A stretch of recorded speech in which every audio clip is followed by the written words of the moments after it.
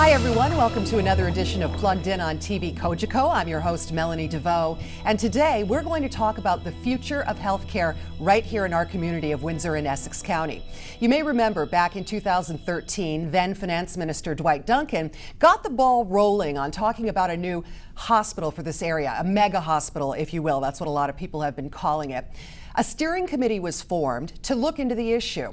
And joining me today to talk to us about where everything stands are the co-chairs of that steering committee, Dave Cooke, former MPP and cabinet minister. Welcome, Dave. Glad to be here. And David Musyj, who is the president and CEO of Windsor Regional Hospital. Hi, David. Hi, Melanie. Well, you may know that by day I'm a realtor. And what's the number one issue in real estate? Location, location, location. So I'm going to ask the question everybody wants the answer to: where the heck is this new hospital going to be? Well, that's a process that's underway, and we've put together a rather dynamic, transparent, and novel process to select the new site. Instead of just having 3 or 4 people go out and pick where the new site's going to be, or be told where the new site's going to be, which some hospitals have done across the province, and it comes with a lot of confrontation, a lot of issues when just a couple people are the individuals picking the site. We have a committee, and a committee made up of individuals from our community, volunteers, some hospital board members, and some straight from the community that have no connection with the hospital at all that applied. And we have 11 people. And they have rather detailed process they've put together on the actual site selection, which they're in the process now. And we're hoping early in 2015, we will have an actual short list of sites put together. And from that short list, they will ultimately select the preferred site. What's the minimum land requirement? Well, it varies. The criteria, there's 32 criteria which are being used by the committee, which are on the website for individuals to view. And actually, as part of the process, we actually went to the community, and the community provided us feedback on what they thought was important. So out of these 32 criteria, part of it is size of the property. And you get so many points. And size being, it could be under 30 acres, it could be 40 acres, it could be 50 acres, it could be greater than 50 acres.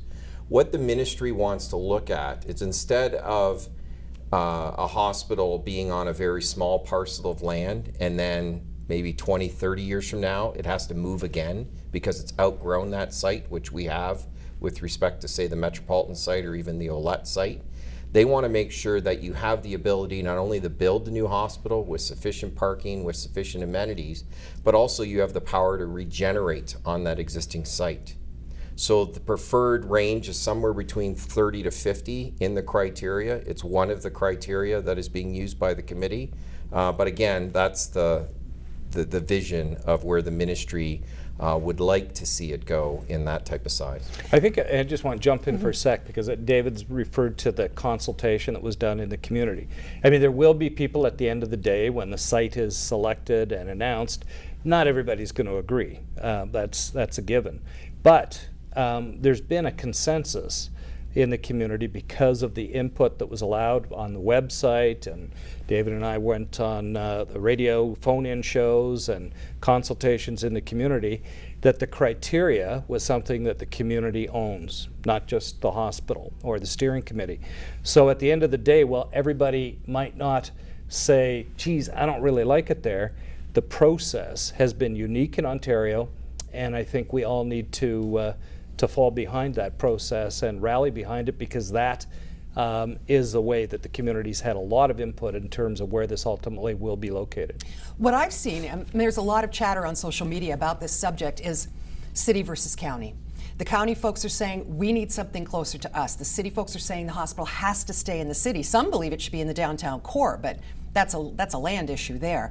So how do you put the two together? You're not going to make everybody happy, I guess, as you said, but does it need to be in the city limits?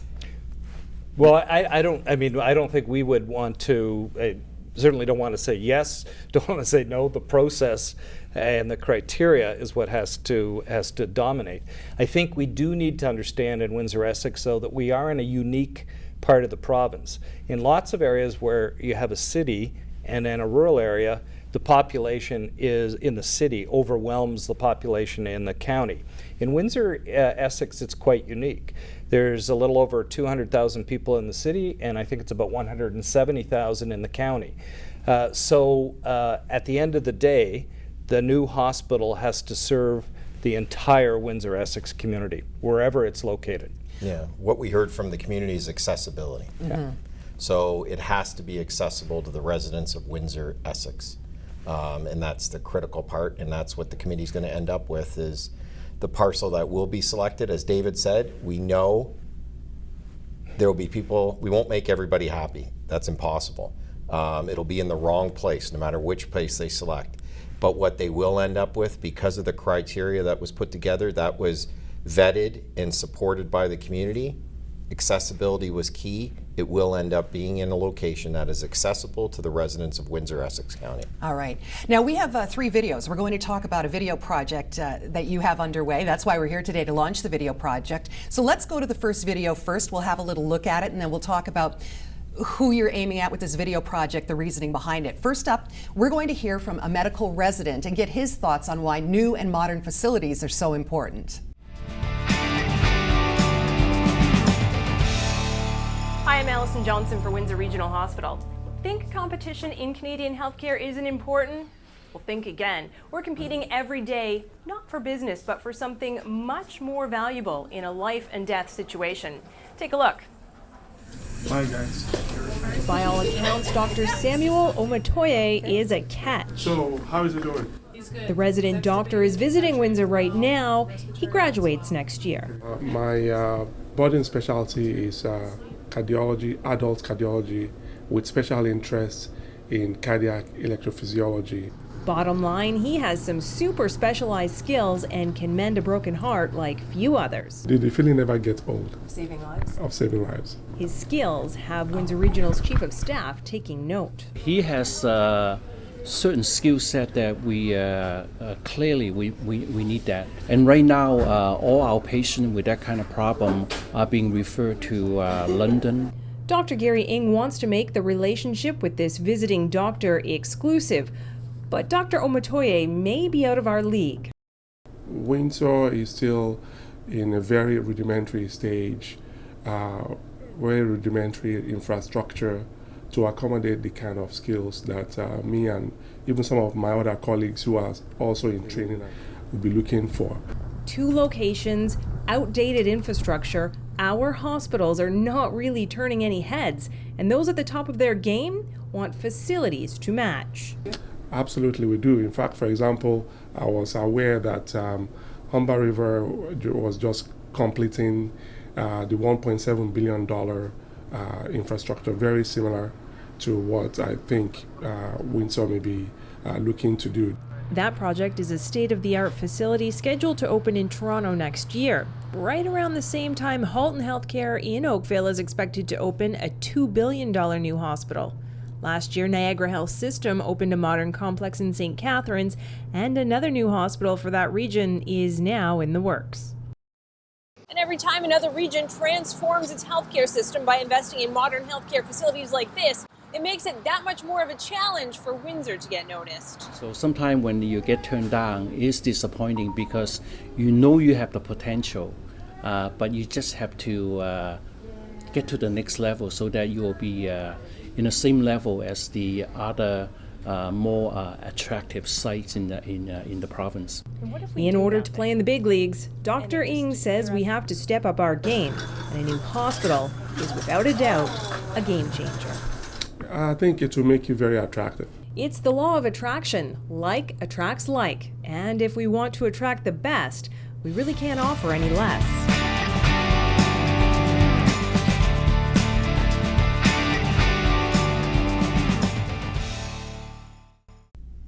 So Dr. Omotoye said in that video that we just saw that it's very important for new doctors, young doctors, to have facilities that are modern, that have all the latest equipment. What do they have that we currently don't have? Oh, it's dramatic, dramatic differences just with respect to the environment they work in. I mean, right now we have 80% of our rooms are not private rooms. These new facilities are built in such a way that they have private rooms. They have the technology already built in to the hospital for the physicians to work in an environment rather than a piecemeal or a puzzle type of approach with respect to a facility being put together now like our Metropolitan or Arlette campus. So when all things are equal, when they can pretty much in effect earn the same income no matter which facility they work in the province, what they're looking for is that state-of-the-art, the state-of-the-art technology for the facility, a facility that clearly has very capable staff, which I think we do. We can hold ourselves up against any other facility in the province with respect to the quality of the individuals working there. But when all things are being equal, they want to work into an environment that they can help support the care of the patients. In doing so, it has to be state-of-the-art. Well, that makes sense. Let's talk about this video project in broader terms now. Why did you put it together? What's the purpose of it? Who's it for? I'll jump in a bit, and that is, I think a lot of people in our community, because we've all grown up in Windsor, Essex, and our access to hospitals have been with our current facilities. So one of the things that people need to, we need to help them understand what new facilities look like, why they're so much more helpful to people getting well, and why they're going to be, this new facility will be so much better for families who have a family member that's in the hospital and needs to get well. So I think it's an education process so people know really what we're trying to plan. It's also to engage them in the process because they'll have opinions about what our facilities need, and there will be opportunities for them to express those views as the planning process goes on as well. And you have a website where people can go to watch these videos and get more information? Yes, we do. Windsor Hospitals. Windsor Hospitals with an S.ca has all these videos on it, up-to-date information. If people go on that website, Windsor Hospitals with an S.ca, and plug in their own email address, they will get notified of regular updates on the progress of the project and also on being able to step forward and be part of the process. So that's how we were able to pick people on the site selection committee, is they went to the website, they applied, they were selected to be on the site selection committee. So as we go through, we're at a very early stage of the process. There's going to be far greater opportunity for individuals to get directly involved in the process. As Dave pointed out, when we start looking at designing a new hospital, we're going to be building it for individuals in the community in mock settings, that they can come in and see what a patient room is going to look like, see what the emergency department is going to look like, and provide input that results in changes that they want to see, because it's their hospital. It's their hospital for the next 10 years, 20, 30, 40, 50 years and generations to come. Well, and this is a good point, I think, to show our next video now, because we're going to take a look at Humber River Hospital, which is being built right now. So hopefully this will give everyone an idea of what is changing with new hospital developments. Hello, I'm Allison Johnson for Windsor Regional Hospital. Have you ever wondered what the future of healthcare might look like? We'll take a look right behind me here. When Humber River Hospital opens next year, not only will it be the most energy-efficient hospital in all of North America, it will also be the first fully digital. Today, they're allowing us to come in and take a look. Let's go. I'm standing with Lori Pella. He's the Director of Planning and Projects here on this site. Lori, what was the vision for this project here? We had three elements of a broad vision for the healthcare we wanted to provide. Under the concept of lean, green, and digital. 1.8 million square feet, 3 words. So where we're standing now is the concourse for the hospital. It's the main arrival point for staff, visitors, and patients. It's based on the concept of an airport-style arrival. Patients get dropped off at the entry for the type of care they need, putting them less than 30 feet from their destination. Still, if necessary, they can download hospital maps on a smartphone. We're trying to make a very large facility as small as possible. As small as possible for both patients and staff. Sneaker time, or the time nurses spend walking around, eats up about 3/4 of the hospital's operating costs. Humber River's chief operating officer says her nurses clock 5.4 kilometers a shift right now in much smaller hospitals. If you just add water and build to the new building design, and we didn't think about any of these other initiatives, you would end up with them walking 11.6 kilometers in a day. That just won't happen. It won't happen thanks to these guys, supply delivering robots. We're standing in one of the two service elevator bays that run up the tower of the building. The elevator connects to a highway system where the automated guided vehicles move supplies throughout the hospital. Straight out of the elevator doors, and they go to the far side and drop the cart off. The system will even send a direct message to staff when their supplies arrive.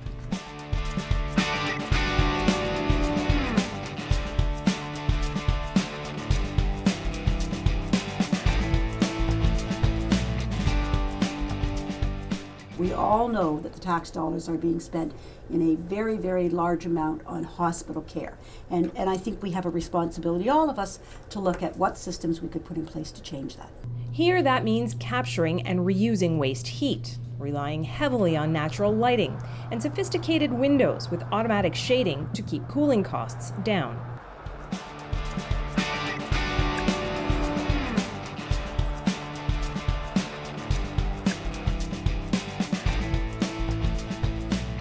This is the data center for the hospital. It will house all the servers that will run the digital systems in the hospital. This room is both the brains and the heart of this state-of-the-art facility. And being all digital means tens of thousands of kilometers of wiring. Technology that we put into the building is not toys for toys' sake. So the patient will have control over their environment. When they press a call bell, it won't be a voice in the wall saying, "Can I help you?" It will be a picture on your TV screen of the nurse. Their chart will be available at the bedside. When I walk into the room, by virtue of my name tag, my name will pop up on their screen with a picture of me so they'll know who's providing the care. And from that same bedside monitor, patients can check emails, order food, even control the temperature and lighting in their rooms. You get this once in a lifetime. This is a once in a lifetime opportunity. Many people in healthcare will never have the opportunity. So you can build the same, or you can build really special.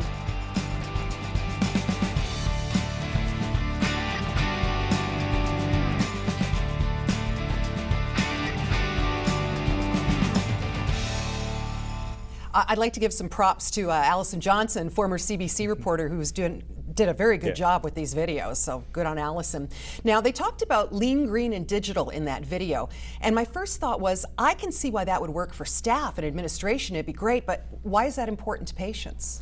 Well, for a patient's point of view, is just to cut down their walking time. If you come into the Metropolitan Outlet campus, they're very complicated because over the 100 years of renovations and additions, it's a maze. People get lost. So what they've done in Humber and Oakville is built it so it's patient friendly. Patients have easy access in and out. If they just have to have an outpatient procedure, they don't have to walk through the whole hospital to have the outpatient procedure. It's easily accessible for them. It was interesting how they showed that the drop-off would be like an airport drop-off. That's interesting because one of the biggest complaints I hear about hospitals is there's nowhere to park, there's nowhere to drop people off, so that's obviously an issue that's going to be addressed, I would assume. Exactly. It's not only accessibility to get to the hospital, but once you physically get to the hospital, is accessibility in and around the hospital.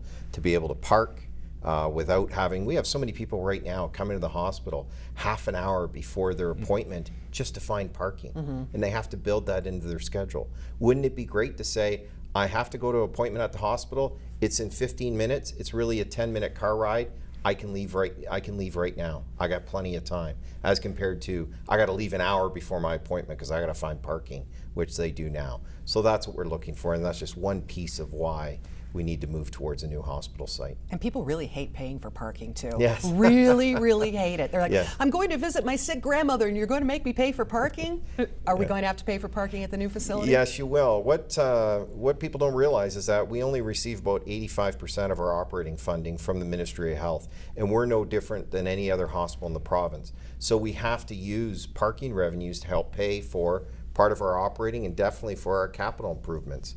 We get $0 for new capital equipment at the hospital, so that's where donors come in and parking. So our parking rates are probably one of the lowest, if not the lowest, in the province of Ontario, and we have discounts for patients and families that have to visit often. So yes, unfortunately, parking is critical, but it's being put to good use in buying up-to-date and modern equipment. Dave, far be it from me to be political at all, but why did Humber and Oakville get hospitals before we did? Well, I don't. They were probably in the planning process before, but I think we now have to put our case forward, which we are doing. And obviously, former Minister Dwight Duncan thought this was a priority for our community too, because he got the ball rolling. So I think as each project comes up, we as a community, we need to fall behind this project and to make sure that Queen's Park knows that this is a priority for our community and the need is here. There's always going to be other hospitals that are under construction. So when ours is under construction, some other community is going to say, now why did Windsor get their hospital before us? But let's get behind this and get it moving. Lots of progress has been made in a very short period of time. All right. And now let's have a look at the Oakville Hospital, which is going to be opening next year. Hi, I'm Allison Johnson for Windsor Regional Hospital. Today we are on site at the new Oakville Hospital, and those behind this project hope that when it opens, it changes the patient experience. Today we'll head inside to find out what that means. Hi, I'm Bill Bailey, Vice President of Redevelopment at Halton Healthcare Services. Came to the hospital in 2006 to be the executive lead on the development of the new Oakville Hospital project.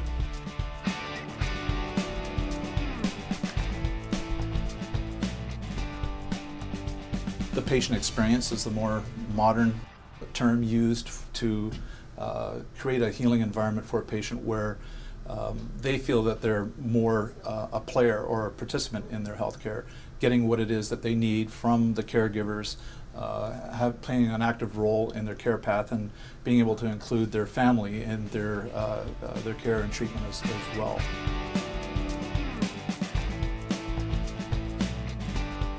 Our focus was on patient and family-centered care. So this room has a lot of unique aspects to it. Having a large patient window with a sill that actually drops down to the floor gives the patient the ability to see something other than clouds from the patient room. They're actually able to connect with the outdoors, connect with nature by having a view down to the ground from the bed. Research has proved that connection to nature, connection to outdoors, daylight in the room has a large impact on the healing environment. Also, just to create a more residential feel in the room, to deinstitutionalize it, de-stresses the patient and allows the patient to feel more comfortable in an environment where many times they're not able to control what it is that's happening in their environment.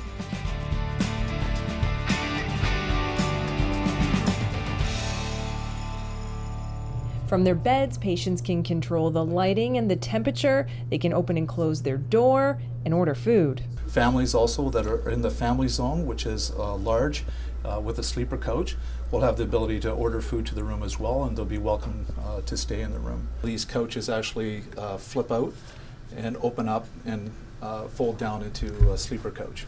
Getting to the issue of deinstitutionalizing the environment, a simple feature like taking the overhead lift and building a garage for it so it can be stored out of sight and out of mind, rather than having the patient laying in the bed staring up at a piece of medical equipment all day long. It's tucked away out of sight and out of mind.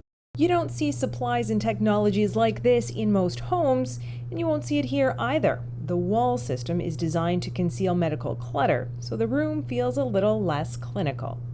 You can see from the choice of the fixtures a more residential feel with the porcelain that we have for the hand washing sink in a location where the caregiver can be seen washing their hands when they enter the room. At the new Oakville Hospital, they have a rule: one bum per toilet. So even if you're sharing a room, you won't have to share your seat. And every room has a bedpan disinfector, so human waste isn't transported around the hospital. We've all heard about issues with C. difficile and other infectious issues. Any opportunity to spread something like that by leaving the room with it would be eliminated with these devices. Safe, comfortable, and in control. The patient experience is about so much more than just the physical space, but this is where it all begins. Taking advantage of best practice in all aspects of healthcare, is a unique opportunity to build from the ground up, allows us to have the best of all things.